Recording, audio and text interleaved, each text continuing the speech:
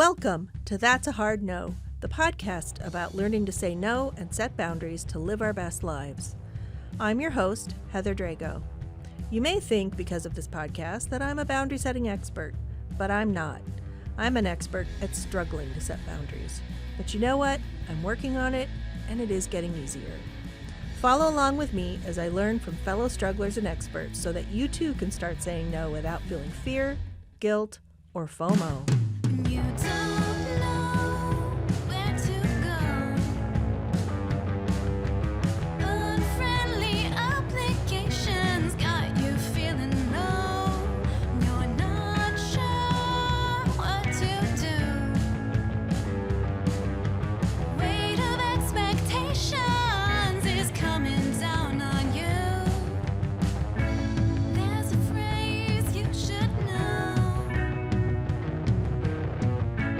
Tastes so much sweeter than hello. That's a hard no. So today we're going to start with a little bit of a content warning, guys. We're going to have a meaningful, deep conversation that is going to include some issues that might be difficult for some people, especially those who are survivors of abuse, sexual abuse, assault, sexual assault. These are some heavy topics. You may find this to be a very helpful discussion, but if this is something you're not in a place to receive, then, I welcome you back to our next episode, which will be about something else. So with that in mind, let's begin. So today I am so pleased to introduce my guest, Alreen Haeggquist, who is a seasoned lawyer on a mission to support women who face sexual abuse, harassment, or discrimination.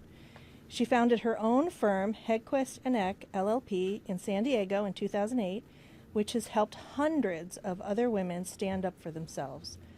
Alreen has challenged high-profile entities including the Salk Institute, Trader Joe's, Kaiser Permanente, the San Diego Sheriff's Department, and a president-elect. Ooh. So, Alreen, thank you so much for joining us. Welcome. Yeah, thank you for having me. So let's start with your story and why this became such a mission for you. My father growing up was a terrifying presence. Every day of my life, I lived in fear of him and fear of what he was going to do. I'm so sorry. Oh, thank you. Whether he was going to be verbally abusive, emotionally abusive, physically abusive, or sexually abusive to me as a young child was just scary. Your parents are supposed to be the ones building you up, and he was tearing me down. And I was wanting somebody to protect me. I was hoping somebody would. And typically that person is your mother or a parent. And my mom never said anything. She saw what was going on in the house and she stayed silent. And so that had, Wow. a tremendous effect on me of seeing somebody just be quiet, in the face of abuse. I felt really hopeless and helpless during that time and tried to commit suicide at a very young age. Once at 11, again at 16. Wow. Just because I didn't know there was any way out of it. And there was nobody there to save me from what was going on. And the sexual abuse stopped for me when my sister spoke up. And, he was abusive in all the other ways, but at least the sexual abuse stopped in my house. And my mom staying silent, my sister, speaking up and protecting me at around the age of 12, that really fires me up to not stay silent anymore. Like, I just can't Right. stay silent. You saw the impact of that immediately. Correct. And it's just in me to not allow that to continue anymore. So first, thank you for sharing that. That's just, I have so many feelings and thoughts about this. As many of our listeners know, I'm also a survivor of childhood sexual abuse. Totally different situation. Everybody's story is unique. The one thing that really pops to mind is the issue of your mother staying silent and how much of a betrayal that must have felt like as a child, and that sort of existential threat at all times, because that's I know based on some of the experience I had as a child that when my mom was threatened or I thought something was, the stability of my mom wasn't there, then it just was literally an existential threat. And so I can only imagine what you must have been going through. And I'm also wondering, was she as much a victim or was she complicit in your mind?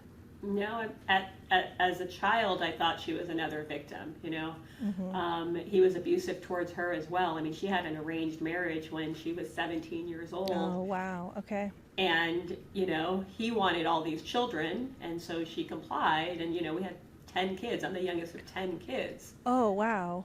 And, Okay.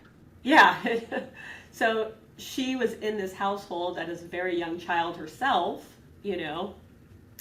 seeing this. So I saw her as a victim. I think as I got older and I had a daughter of my own, that's where I got mad that she stayed Yeah. silent. Mm-hmm. But as a kid, I didn't think about it. And her solution when we were young was just to pray, just pray to God and everything's going to be all right. Yeah. That's not how it works. So I wasn't planning on talking about this, but so I'm part Lebanese, and my grandmother's parents were both immigrants from Lebanon, arranged marriage. When my great grandmother was 5, she was arranged to marry this man who was 35. Wow. Right? They ended up having 10 children. We're pretty sure that every girl of the 10 children in that household was molested by their father. And my grandmother's first memory is of being molested by her father. And so the only reason I'm bringing this up is I'm sure you were not the only victim in your household. And this is generational. Unless the cycle is broken and someone does step forward and save children or help children, or as adults go through therapy and advocate for themselves and break the cycle, this stuff keeps happening, right? That's correct. That's why I'm doing this, right? It's Yeah, not easy yeah. to put all your stuff out there in a book and to share your story, Absolutely. but I Yeah. know how important it is, and this is the way to do it. I have to share mine so I can get other people to hopefully Yeah. come forward with theirs. Yeah. So tell me about you don't have to go into details, of course, we want to respect privacy, but tell me about the types of people you help, the situations they come from, and how you help them. Yeah, so primarily we help women in the workplace, to go to work every day, to provide for your family and have a livelihood is paramount. Mm-hmm. And when a woman goes into work and they're being abused sexually by their boss, and if they stand up, they're worried about losing their job and not putting food on the table, that shouldn't be the case. You shouldn't Right. ever have to make a choice of being abused at work or providing for your family. And so we help women in the workplace stand up for themselves against their abuser, who's usually somebody who's rich and powerful, who has all the resources. And we're here to tell them that the laws apply. It doesn't matter how much power you have, how much money you have, how much influence you have. These laws tell you you cannot do that in the workplace, and that's primarily the women we help. The other group of women is those who have been sexually abused and assaulted by other members who they trust, whether that be the doctor who you go to and the dentist you go to. You're at a care facility. So women who put their trust in somebody, and when that trust is broken, that's when we come in and help them stand up for themselves. Do you find that some women don't necessarily, I guess this could be male or female, some people do not always understand immediately that they've somehow been violated? Yeah, for sure. I mean, again, I think they take it on themselves like they did something wrong. They asked for it, they shouldn't have been in that situation. They should have said no. They should have pushed him off. They think it was their fault they got themselves into that situation. They're worried nobody's going to believe them. They're worried, well, why would this person with all this power want to do that to me? And so that is their first thought of, I don't want to rock the boat. I probably did something, let me just move on and continue working. And either it happens again or they just can't live with it. It starts causing a lot of mental ailments, and they come to my office really trying to understand what their rights are and to understand what happened and what are their options to primarily put it to an end. And most of them do try to do something on their own, right? Going to HR or another supervisor, or trying to like resolve the situation without going to a lawyer. And so we're almost like a last resource if they've tried other avenues to help themselves and it hasn't worked. Okay, so when should someone try to handle things themselves? Who should they talk to? When should they go to an attorney like yourself for help? Like, I guess help us understand what boundaries are legally enforceable, and when someone should go to authorities or go to a professional like yourself, or I don't know. Tell me. I'm like, that's a lot. Okay. I know, right? Stop now. Stop. That's one question. In the workplace, if somebody is, verbally harassing you, making inappropriate comments, making noises, won't stop asking you out, you should, tell them no. But like I said, some people don't feel like they have a voice, or they feel really scared to do anything. And so if you can't do that, you do go to somebody above the person harassing you. If that person doesn't exist, right, if this is a top person at the company and there is no HR or there is nobody else to go to, then you can go to a lawyer to help advocate for your rights, right? The lawyer can stand up to that person. Same with if it's physical, right? It's step one is try to say no and say you don't want it, and if you can't, go to somebody else, and if that doesn't work, then you come to a lawyer.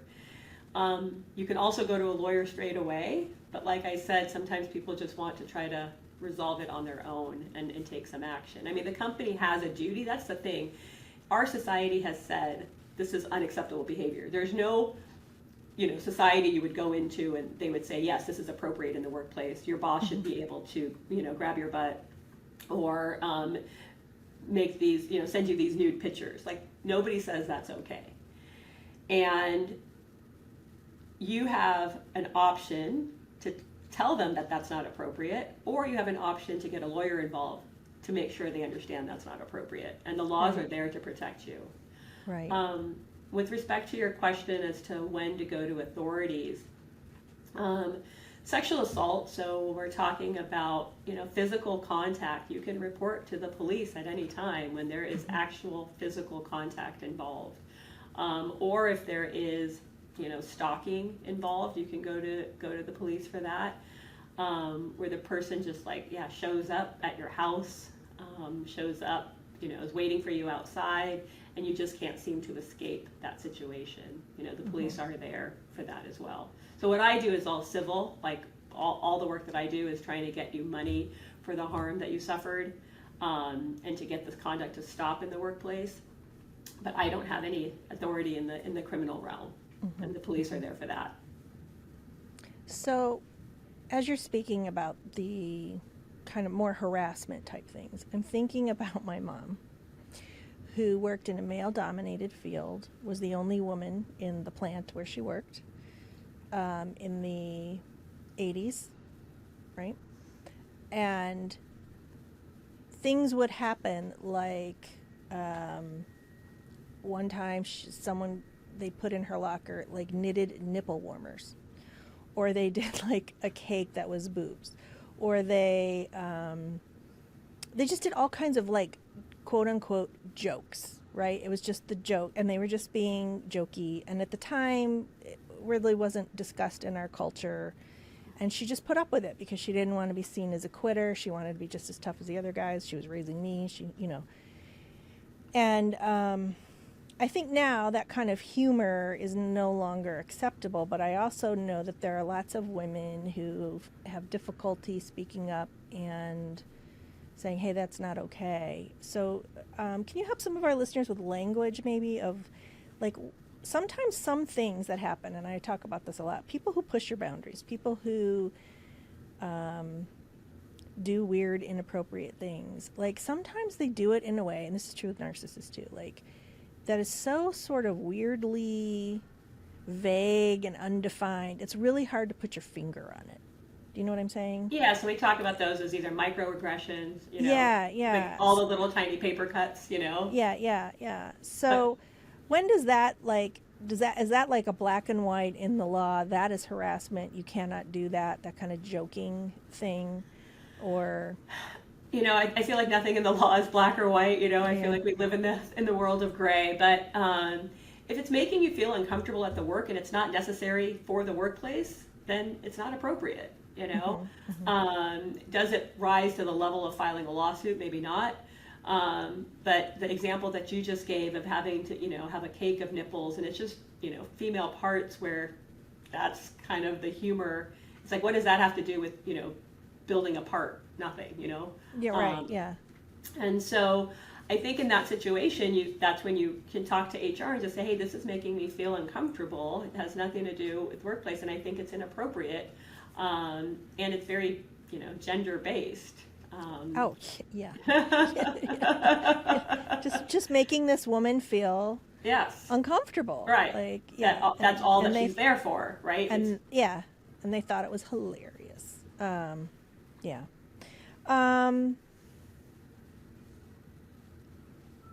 So I keep going back to your mom, and I'm wondering if you could elaborate a bit about silence versus advocacy, and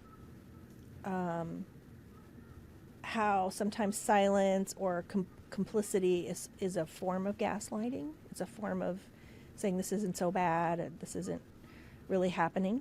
Yeah. Sometimes people just deny terrible things by just saying it's not really happening. And then the role of advocacy and your sister standing up and what you do. Yeah, so with my mom's silence, not only was she silent, but she, told us we should get over it, right? Like, he wasn't that bad of a person because he didn't kick us out of the house, and he was providing us with food and shelter and, buying us clothes. And so that made him a good father because he didn't throw us out on the street. And so that was actually even worse. It's not only that she's not saying anything, Right. but she's excusing his behavior Right. for this reason that didn't make any sense, and it still doesn't. I mean, she was still Wanting saying the credit for like the baseline, most bottom thing you do as a parent, right? Yeah, or as even as a human, I don't know. Yeah, exactly. And she would still say that today. She still wow. just would try to justify his behavior that he was, okay, and just like we have it better than other people, right? This idea that you should get over it, and I have those beliefs. Like I felt guilty for even wanting to talk about my abuse when I have a successful law firm. I'm a lawyer. I went to law school. Like, get over it because it isn't that bad. Some other people have it so much worse.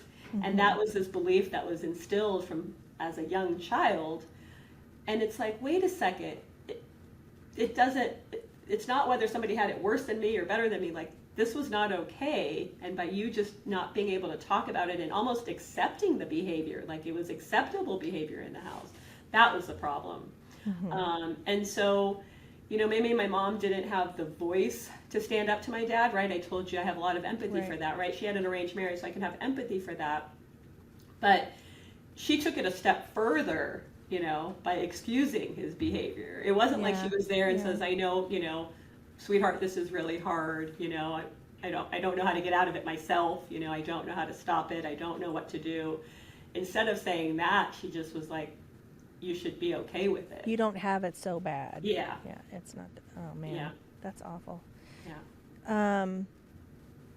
Yeah, and I think I can only speak as myself as a white woman, right? Like just as women, I think we blame ourselves, and it wasn't until I was a mother looking at my 7-year-old at breakfast one morning. Literally, there was one morning where she was eating breakfast before school, saying something silly that a 7-year-old would say, and this epiphany hit me and said, "That's how old I was.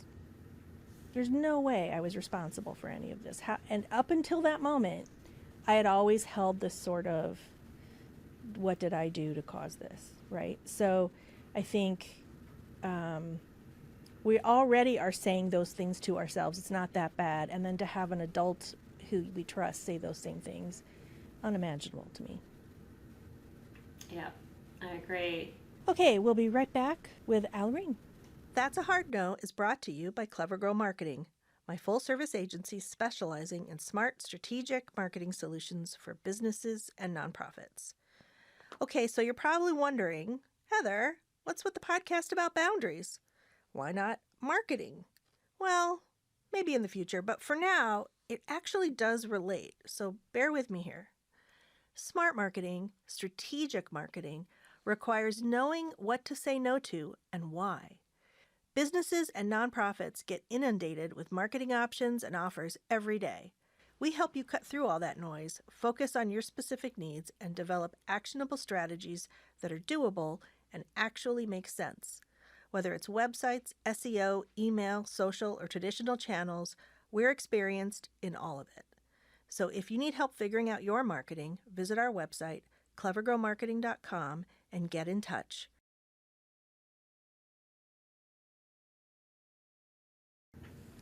And we're back. So, advocacy.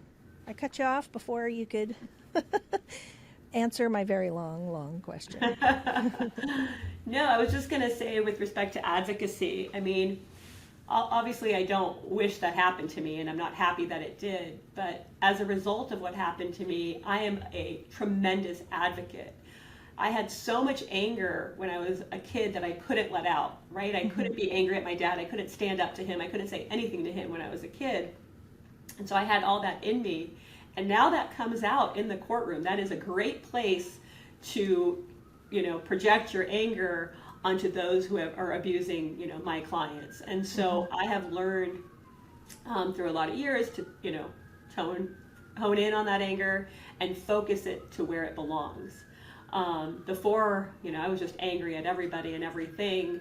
And now I'm able to focus it and be a really compelling advocate for my clients when they've been abused. So my little agency works with an organization called OAESV, which is the Ohio Alliance to End Sexual Violence. They're an umbrella organization that supports rape crisis centers around our state. And one of the campaigns we help them with is called Be the One. And it is targeted towards teens and tweens to help them become active bystanders and advocates, and to know when to step in when they see bullying or sexual harassment or sexual violence. And when they say sexual violence, it's not just assault, right? Sexual violence can be words, it can be harassment, it can be a lot of things. So I'm wondering if we should take a minute and talk about how to be a good advocate for someone if you suspect or see something going on. What's safe to do, what's not safe to do. Do you have any advice in that realm? Yeah, same thing. I mean, if you see something, say something, right? We've heard that slogan many times. But sometimes it's complicated. It is complicated because your own job might be at risk. But I think if you can't say something in the moment, right? If you can't, if you see somebody being abused and you don't want to, confront the situation yourself, being able to write it out, maybe send an email about what you just saw or document what you just saw, or, go back to the person, that you saw being abused or hurt and saying, hey, I saw what happened, how can I help? Those are all ways, because the person, again, thinks they're all alone and they have to go confront it themselves. So having somebody on your side, maybe to help you, is another way you can be an advocate without having to step in and confront the person yourself. It's always in these deep conversations that I feel like having a prepared list of questions is an error, because I might miss some important topics to talk about. So I'm going to let you kind of lead for a minute. What are some important things you think people should know, things that you confront every day working with people who are, confronting harassment or workplace sexual violence? Yeah, I mean, one of the things I notice is it's always sometimes like a lead up, like a lot of little small things happen and then something really big happens, and they kind of don't know how they got there. And so my recommendation to people is, like, when something starts making you feel uncomfortable, even if you're not ready to say anything, start writing it down, start taking notes of it, start, either sending an email to yourself or keeping a journal about what's going on. That's always really going to be helpful, because if something really big happens later on that you do want to say something about, and you do want to take it to HR, or you want to file a lawsuit, having that history of what was going on throughout the time is really helpful. Right. Like a provable pattern. Exactly, as to how it's been. If you see, again, somebody else that's, in your situation, and again, if you can't stand up for them by themselves, maybe take them aside and say, hey, I saw what happened, what can I do? If you need any support, I'm here for you. If you need a witness to what happened, I'm here for you. And kind of working together is how we're going to stop the problem. Right. And again, I know how hard it is to speak out about something, but if you don't speak out, not only is the conduct going to continue, but it's probably also going to happen to somebody else after you, Absolutely, yeah. And one of the things I'm always trying to be mindful of as a woman entrepreneur, business owner, and you are one yourself, as leaders, what are some things we can do to kind of instill a workplace culture where not only do people know those kinds of things are not, acceptable, but people know that you are welcoming their feedback, input, like that it's a healthy space to communicate. Yeah, I mean, I think it's important to lead from the front. And there's lots of laws that require a lot of sexual harassment training in the workplace that everybody has to go to. I think But a lot of people roll their eyes at that stuff, right? Exactly. And like you have to, you need to know or let people know that it's like you sincerely believe this and it's not just you're ticking a box. Correct. So as a leader, you need to show up. You need to be in that same room when that training's happening, Right. so that they can see you attending the same training, being serious and taking in the information and having a discussion about it, how to make sure your workplace is not one that tolerates this conduct. Every company, I think, in the country has a policy against sexual harassment in the workplace. The policy means nothing if you don't act when the behavior occurs in your workplace. What are you going to do when it happens? And are people trained to do something about it? That's the other thing. Lots of workplaces have these policies, but managers and supervisors, and they don't know what to do when the conduct is occurring. They don't know who to go to, what action should be taken, what steps they should take. And so having people not only trained on what conduct is acceptable and not acceptable in the workplace, but also when unacceptable conduct occurs in the workplace, how they're going to act, what actions need to be taken. And leadership, needs to say that it's important and be part of those conversations, not just let somebody else run it for them. Right. No one is above the law. No one is above the law. That is correct. Right, no one is yeah. above the law. Yeah. And so it doesn't matter if the salesperson that brings in this, highest amount of sales to your company, if you're going to let that guy harass your female employees, that's a really bad message that you're sending in the company, because you're telling your company and your employees that, how much money you make is way more important to me than how you are feeling in the workplace and whether you're being harassed or abused. And that's not a message you as a leader want to send. Right.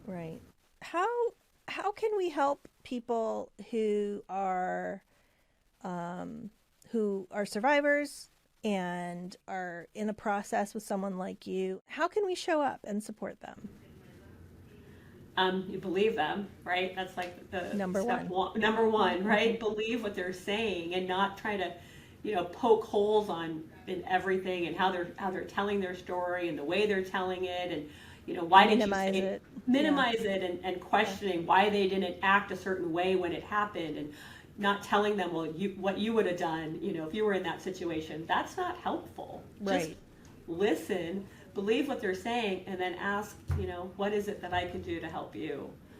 Instead of putting your, predetermined concept of what you would have done in the situation. That's not helpful. Right. So. What else should we discuss? Like, what have I forgotten to ask you that is important? I guess we can talk about, like steps you can take to kind of get on the path to healing. I think that's really important.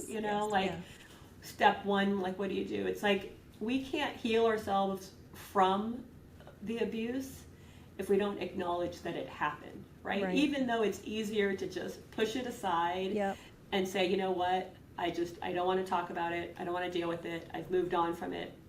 Until you acknowledge that it is something that happened, you can't even be on the path to healing.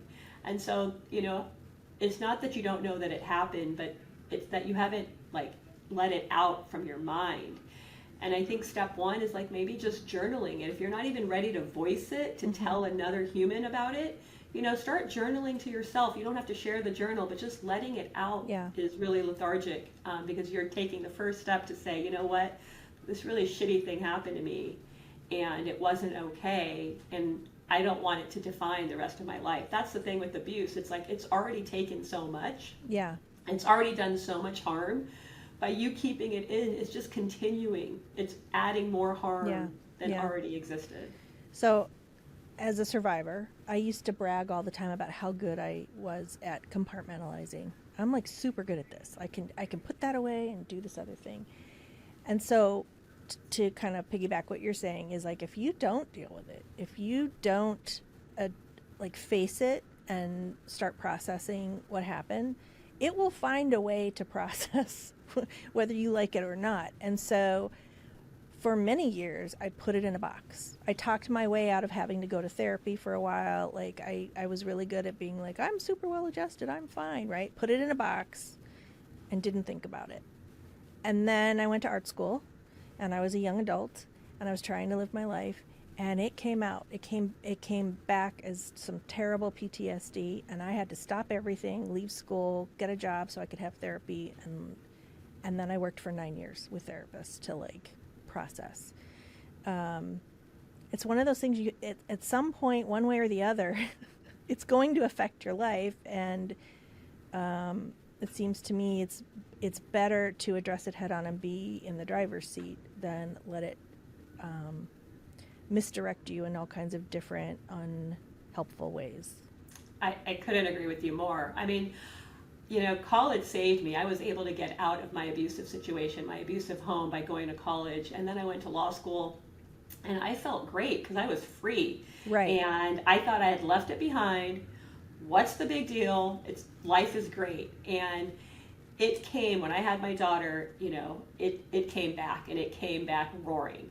And I couldn't figure out what was wrong. I was depressed. I was really anxious. So I went from a complete high, right, to a complete low. Yeah. And I had an ulcer. I had a bleeding ulcer that would not stop. So not only did I have a mental, you know, emotional manifestations, but I had physical manifestations that I could not escape. And I still didn't think about going to therapy because I couldn't connect the fact that what happened to me as a kid was causing these things now. And I couldn't understand that my physical manifestations were being caused by trauma that occurred a long time ago. And so when I first started therapy, I went to therapy because my daughter was the one that was triggering me. You know, having a baby, you know, was having triggering effects on me. And so I started therapy because I just wanted to be a better mom to her. I wanted to see what I could do to not have those triggering effects. And so when I went to therapy, I was like, okay, I'm going to have 4 sessions, and that's going to be the cure for me to move on from this. Obviously, I still see my therapist now. It's not 4 sessions aren't a cure. And what I have learned throughout the process is I can shove it down as far as I want, but my body remembers. It keeps score. It's coming out. And so for me to share my story and have these discussions allows me to show up in the best way possible for my daughter, for my husband, for my clients, for you, and for myself. But I had to learn that, you know, and that's why I kind of go back to, I had to learn that I had to acknowledge what happened. It wasn't like, okay, that happened to me. These are the effects of it, and now I'm going to do something about it.